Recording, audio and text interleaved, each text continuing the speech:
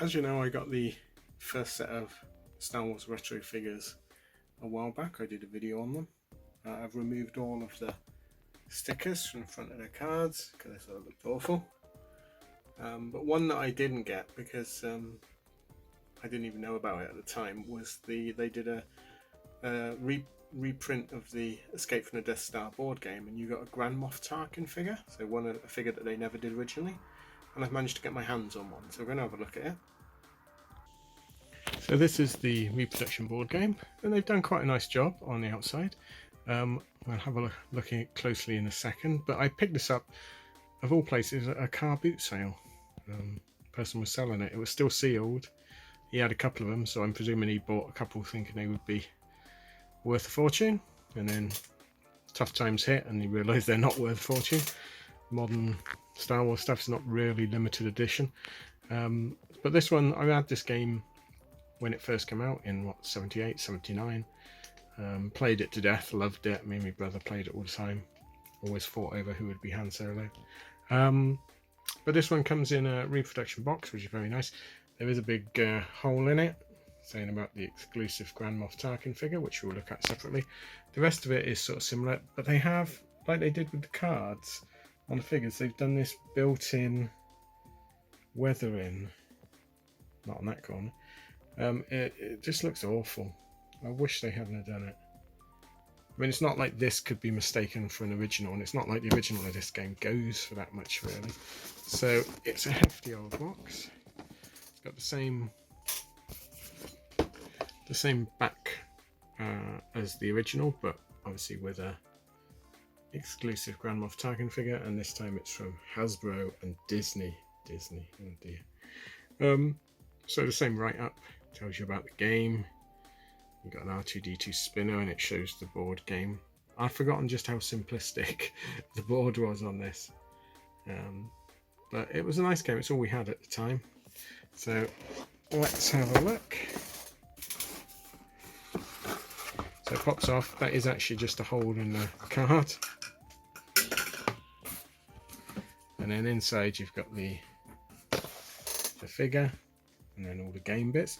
Now the figure, there's a sort of backing card that comes out, and that's nestling the figure in. And the figure, I was quite surprised, is on a full card. I thought it'd be like just a loose figure. It's not a bad figure. I wish I'd have done this originally. I might try and make a cast of the head, and I can do a Peter Cushing Doctor Who figure. I presume the body is just the Death Squad commander. You get a gun with him. I can't sort of imagine Grand Moff Tarkin using a gun. You would get someone else to do it. Horrible retro sticker, which I probably will try and get off. Same card back. The card feels less flimsy than the loose ones, which is strange. I wish they'd have done them all as sort of stiff card like this. But yeah, the figure's brilliant. I think he was worth the money on his own. It's not quite Peter Cushing, but it looks more like Peter Cushing than the Han Solo one looks like Harrison Ford. Nice figure that. Pop in there, and then let's remove the cardboard inlay, and then you get the sheet of card figures like the original. Look how small Han Solo. He looks like a kid. And then you get two of each on each colour. You get the stands to pop them in. You get the R2-D2 spinner. Blues, yeah. You get a set of cards that tell you what to do. I love that illustration there, that's really good. Death Star blueprint cards, that's what you got to collect, isn't it? You get the instructions. Let's put this on there. You get the instruction sheet. Tells you how to build it up, what the aim is. Be the first player to reach the rebel base after escaping from the trash compactor of Death Star. Not the Death Star, just Death Star. And then let's have a look at the board.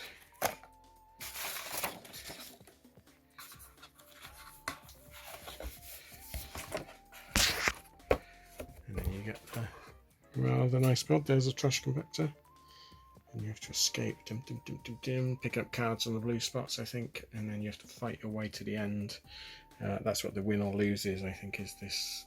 If you land on one with the TIE Fighter one, you have to fight. At the time, there wasn't a lot of Star Wars memorabilia. If you saw Star Wars in a magazine or lo and behold a clip on telly, you got excited. So this was great to see some photos of the Falcon and the X-Wing. Really good stuff. Again, you can tell easily it's got a date on it. So set 2 that they've done, so they've done an Empire set of figures, and the board game in that one is Escape from Hoth, or Attack on Hoth, which I never had. So I might try and pick that one up. In the UK, the figures haven't been released yet. But yeah, this was brilliant. It's like a tenner at a boot sale. Absolute bargain. I'm going to see if I can get that off. And then I might even make it up and have a game or two, just for old time's sake.